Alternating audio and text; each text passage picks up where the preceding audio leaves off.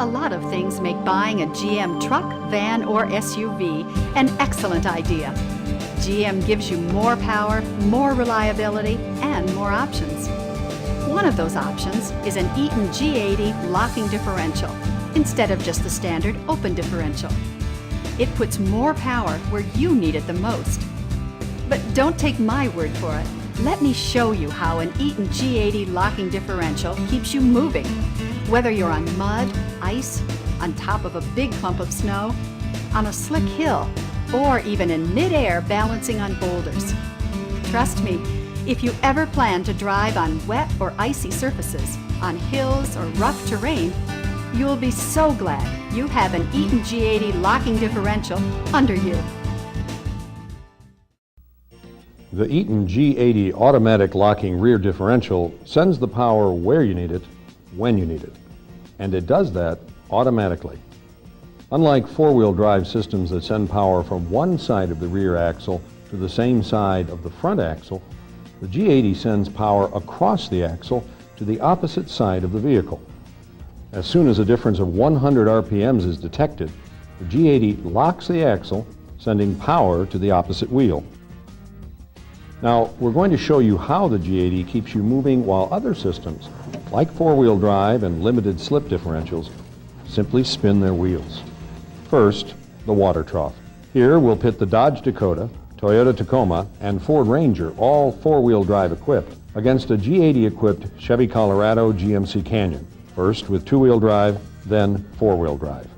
The water trough simulates a slick or snow-covered surface on the drive wheel side of the vehicle, something you might encounter when pulling up next to a mailbox in winter. As you watch this demonstration, be sure to notice the time-lapse indicator in the lower right-hand corner of the screen. First, the four-wheel drive Dodge.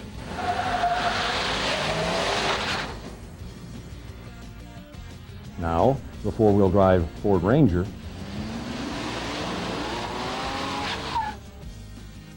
And next, the four-wheel drive Toyota Tacoma. Now, the Colorado Canyon, first with two-wheel drive, now with four-wheel drive. As the power differential reaches 100 RPM, the G80 locks the axle and torque is also sent to the opposite wheel. That's the power of the G80. As you can see, the G80 makes all the difference. Next, you see the 20% grade test. The rollers are there to simulate a slick surface on a hill. Again, we'll show you the three competitors with their four-wheel drive engaged, then the Colorado Canyon in both two-wheel drive and four-wheel drive. The four-wheel drive Dodge Dakota.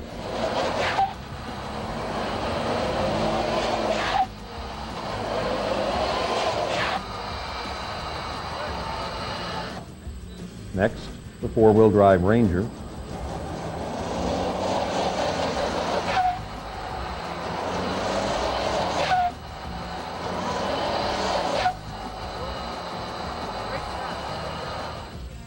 And finally, the four-wheel drive Tacoma.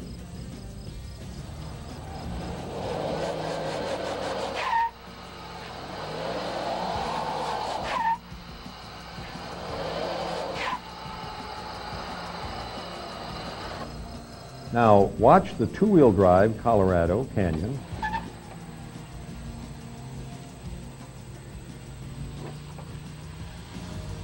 And finally, the Colorado Canyon with four-wheel drive engaged.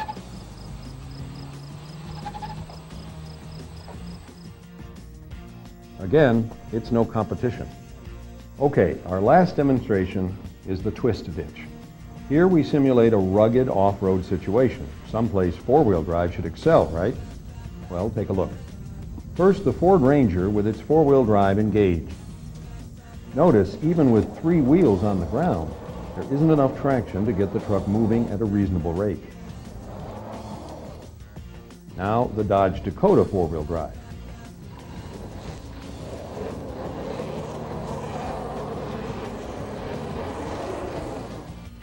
Same thing.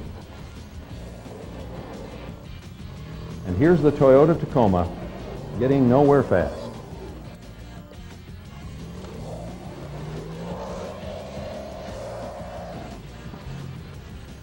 Now the Colorado Canyon with the G80.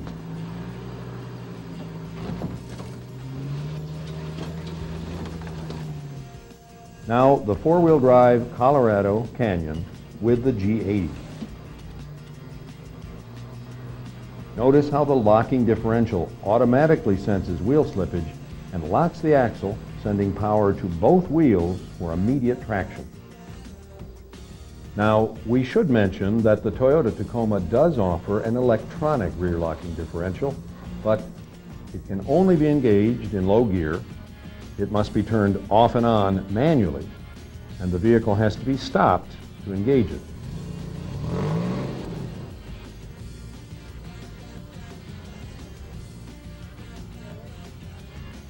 And it can't be used over 5 miles per hour. It should be obvious, the G80 is the way to go. It offers near four-wheel drive performance from a two-wheel drive and substantially increases the capabilities of four-wheel drive.